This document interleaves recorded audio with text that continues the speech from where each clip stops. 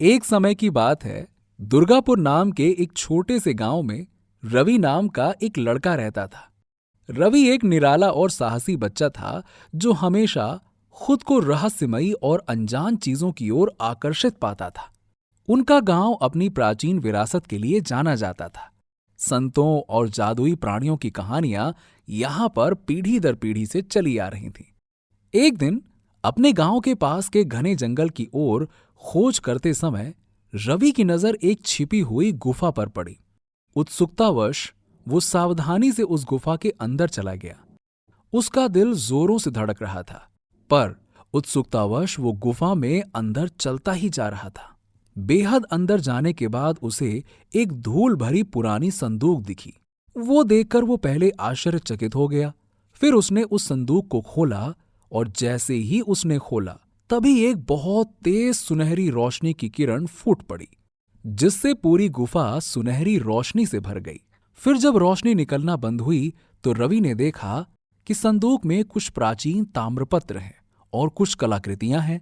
इन सभी के बीच में एक छोटा, बेहद अजीब सा दिखने वाला खिलौना है। अब ये खिलौना रवि द्वारा पहले कभी देखी गई किसी भी चीज से बहुत अलग था। ये किसी संत की मूर्ति थी जो लकड़ी से बनी हुई थी, जिसकी शांत मुस्कान और बंद आंखें रहस्य से भरी हुई थीं। जैसे ही रवि ने खिलौना अपने हाथ में पकड़ा, उसे अपने अंदर गर्मी और किसी तरह की शक्ति का एहसास हुआ। उसे नहीं पता था कि इस खिलौने में असंभव शक्तियां हैं। रवि ने उस खिलौने और बाकी जो कुछ चीजें संदूक में थीं, वो अपने बैग में डाल लीं और वो उन सभी चीजों को अपने घर ले गया, जहां उसने उत्सुकता से उसे अपने दादा को दिखाया। उसके दादा एक बुद्धिमान और दयालु व्यक्ति थे, जो जादुई चीजों के बारे में बहुत कुछ जानते थे। जैसे ही उन्होंने खिलौने की जांच की, उनकी आंखें आश्चर्य से फैल गईं। बेटा रवि, उन्होंने आगे कहा, देखो बेटा, ये कोई साधारण खिलौना नहीं है। ऐसा कहा जाता है कि इसमें सदियों पहले हुए एक शक्तिशाली संत की शक्तियां हैं।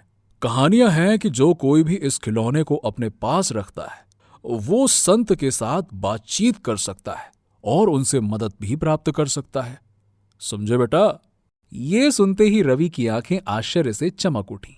वो हमेशा एक गुरु की चाहत रखता था, कोई ऐसा व्यक्ति जो उसे जीवन की परेशानियों से निपटने में मदद कर सके।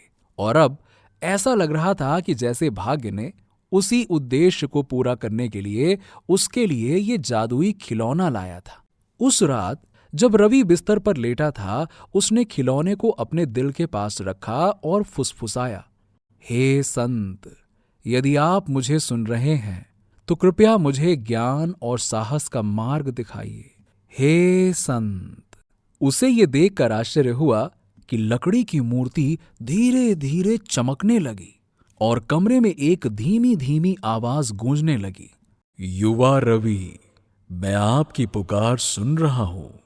मैं आपका मार्गदर्शक बनूंगा, आपको अपना ज्ञान दूंगा, आपकी मदद करूंगा। लेकिन याद रखें, सच्ची ताकत आपके भीतर से आती है। आपका साफ दिल ही आपकी सारी परेशानियां और तकलीफ को दूर करेगा। दिन ब दिन संत के साथ रवि का बंधन मजबूत होता गया।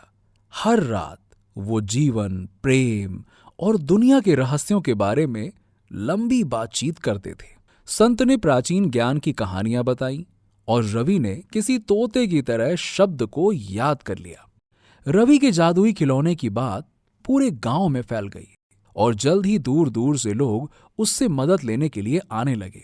वो सब रवि के नए ज्ञान पर आश्चर्यचकित हुए और अपने अपने समस्या का समाधान उससे मांगने लगे। रवि आशा और प्रेरणा की किरण बन गया और दूसरों को कठिन समय से निकलने में मदद करने लगा। हालांकि कुछ ऐसे भी लोग थे जिन्हें रवि की शक्तियों से जलन थी।